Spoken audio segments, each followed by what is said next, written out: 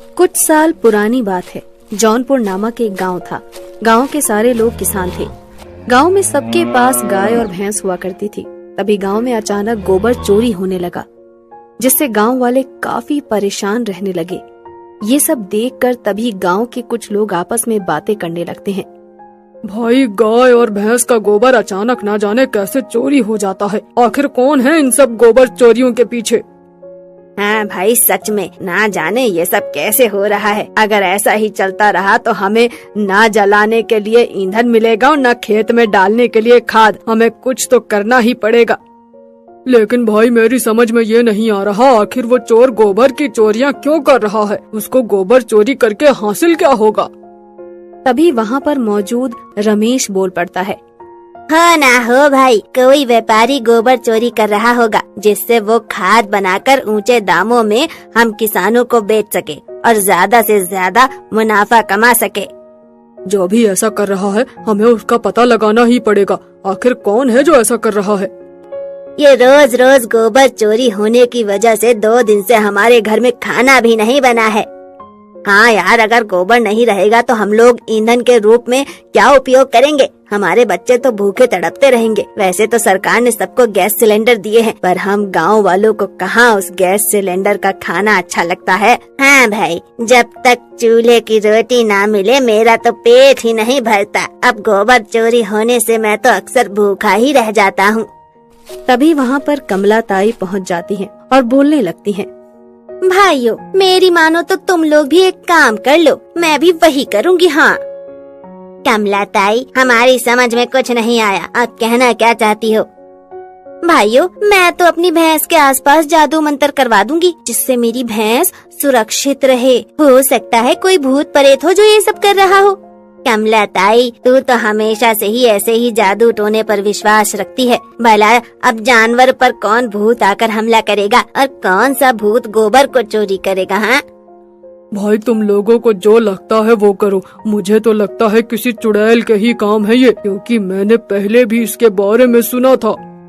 मैं तो मंदिर जा रही हूँ पुजारी के पास। पुजारी से बोलूंगी कि मुझे भूत प्रेत को दूर करने वाली भभूत दे दो, जिसे मैं अपनी भैंस के चारों तरफ डाल सकूं। हाँ तभी कमला ताई मंदिर जाकर पुजारी से भभूत मांगने लगती है।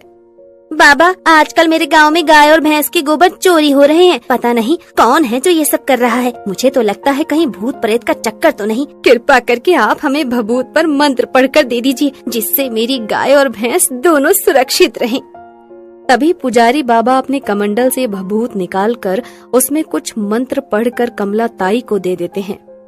ये लो भभूत, इसको सूरज ढलते ही गाय के चारों तरफ डाल देना और दिन निकलते ही इकट्ठा कर लेना, जिससे इसका असर खत्म नहीं होगा और यह ऐसे ही दिन रात काम करता रहेगा। जाओ।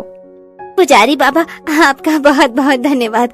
आपका उपकार हम पर ऐसे ही बने रहे। कमला ताई भभूत लेकर घर वापस आ जाती है और अपने गाय और भैंस के चारों ओर फैला देती है। अगले दिन फिर कुछ काम वाले आपस में बातें करने लगे। आज फिर हमारी गाय भैंसों के गोबर चोरी हो गए। अरे, ये सब कौन कर रहा है? हम तो बहुत ही तंग आ चुके हैं गोबर चोरी के कारण। अशोक, तुम्हें पता है आज तो हद ही हो गई। अपने प्रधान जी है ना, उनकी गैया मर गई। बेचारे अपनी गैया के दुख में बैठे हैं। क्या बात कर रहे हो रमेश भाई? प्रधान जी की गैया कैसे मर गई? उनकी गाय तो काफी स्वस्थ थी। तनिक हमका बताओ, आखिर ये सब क्या हुआ था? प्रधान जी बता रहे थे कि उनकी गैया के गोबर भी चोरी हो रहे थे। फिर अचानक गाय की तबीयत खराब हो गई। तो क्या प्रधान जी किसी डॉक्टर के पास गाय को नहीं लेकर गए थे और गाय को डॉक्टर ने नहीं देखा क्या?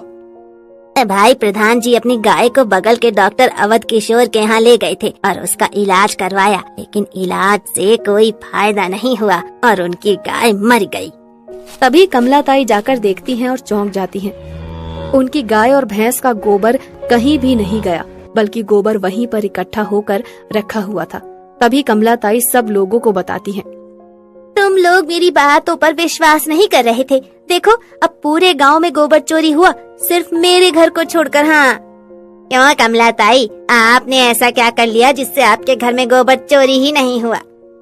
मैंने कल ही पुजारी से भभूत लेकर अपने घर में डाल दी थी। हाँ, जिस कारण से आज मेरे घर का गोबर चोरी नहीं हुआ। अब तो तुम लोगों को भी विश्वास हो गया होगा ये सब देखकर कि मेरे गाय भैंस का गोबर वहीं पर सुरक्षित रखा हुआ है। मैंने कहा था ना, ये किसी भूत प्रेत का काम है। ये भभूत डालने से इसमें भूत प्रवेश नहीं कर पाया। हाँ। ये सुनकर गांव वाले कमलाताई से कहते हैं कि वह सही कह रही है और हम लोगों को कमलाताई की बात मान लेनी चाहिए।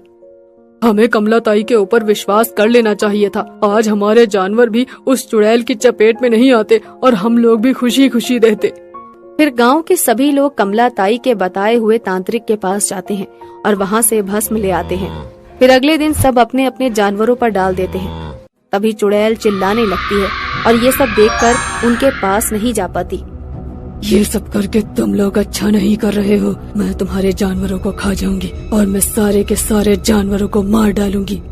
और चुड़ैल फिर काफी भयानक दिखने लगी और काफी जोर जोर से चिल्लाने लगी। सारे गांव वाले मिलकर फिर बातें करने लगे। अरे भाई लोग, कल तक तो ये जानवर और गोबर चुराती थी, आज तो ये जानवरों को खाने की बात कर रही है। हम सबके जानवरों की रक्षा कौन करेगा? अगर जल्दी कुछ नहीं किया तो ये सच में सभी जानवरों को खा जाएगी। अब तो कमलाताई ही हम सबकी मदद कर सकती है, वरना हम सबके जानवर मर जाएंगे। फिर सारे गांव वाले मिलकर कमलाताई के पास जाते हैं और उनसे आग्रह करते हैं कि हमारे जानवरों को उस चुड़ैल से बचा लिया जाए, नहीं तो वो बर्बाद हो जाएंगे। अगले दिन फिर वह चुड़ैल गांव में आ जाती है। आज मैं तुम सबके जानवरों को खाने आई हूँ। सभी जानवर आज मेरा भोजन बनेंगे। सभी जानवरों को मैं खाकर काफी शक्तिशाली बन जाऊंगी।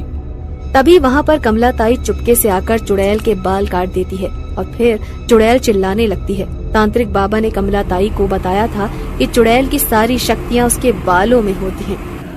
छोड़ दो मुझे, छोड़ दो। मैं तुम लोगों के जानवरों को अब नहीं खाऊंगी।